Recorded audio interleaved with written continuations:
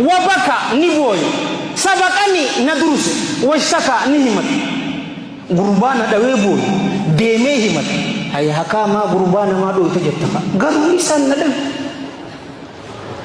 والله الذي لا إله غيره كم تكاب كم شنيب كم كلني جيدي ilmi nama ragaa cubbuu mahkamaa dhaqee bahu jira kun kudhan salphattuudhaafi diina isaa gurguru jira taarika takka biyya masrii keessatti qatees yaayin ani amma rahmata rabbiitiin yeroon sheekootii gurguddoo waliin wal agarre ani footoo hojii qoof hin jirjiru ni beekta muuxannoo teetiin naa himi jaan yeroo akka firdibeetii tanaas dhaqees mee poolisoota waan isin qunname waan takka naa himan jaan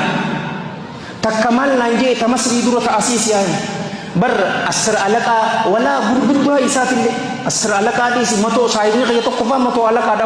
غربوا إسات سيرونا غريبة ما لناهم جنن يا أستاذي من تدمني بيتا نانجي من غدو تدمني نانجي يرو نمني ولله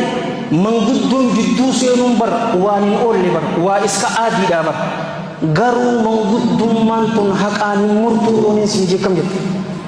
afar mengguddu hakan murtu namu mamallaka isani khanne namu masan de garan hakan de garan wallahi abadan tanabi rasul sallallahu alaihi wa alihi wa sallam khadran irkatejiru ol khaye hayye adara jajjak jibatir ralubu de sampagesa raga tubuhim bahinaje biya masri khaysati alim tichabuda fadilati syekh Dr. Abu Ahmad Muhammad Hassani itu mata'ahu Allah bisiyati wal afiyah qadi fakawaj wal agrid tigafatin ya qadi ghayr mi wan ajaiba wa mudallu simudat nufi mijin ya sheikhuna al-fadil gafatuko gurbato ko to nama ajjese jaani khasasani gurbato ko nubira fidaniji yaro fidan ragas ufetiti jarri wasakhni hasidonni gurbasani ragaban abalu isatu ajjese jaani raga irtiban qadi syariah islamati wan isa mullateni ragaba khum madhhab jumhurat jalawon khiya islam irban akum rasulullah sallallahu alaihi wa alihi wasallam nujufa be hadith shekoti lamani odis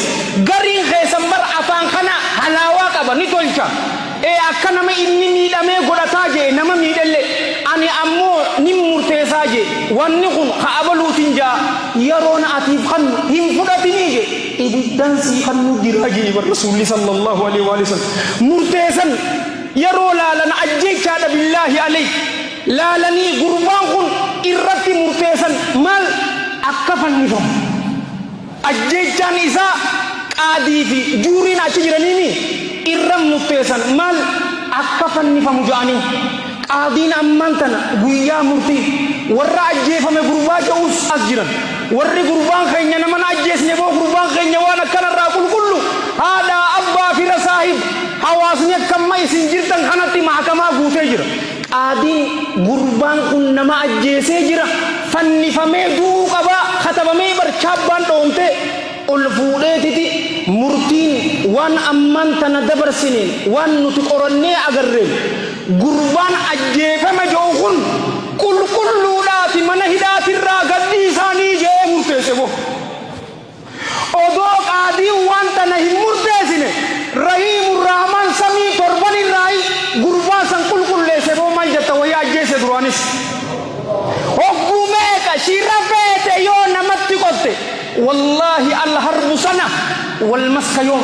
gurban sambari hay qadi yarolal warqan dijiram ne ahbabi fillah nijirti gurban kum fanni pamuka qadin boye biro isa hay maltu wate madha dahani hal asbahtu majnunan amaza iya boy sahiboni sahawun ala nafsika ya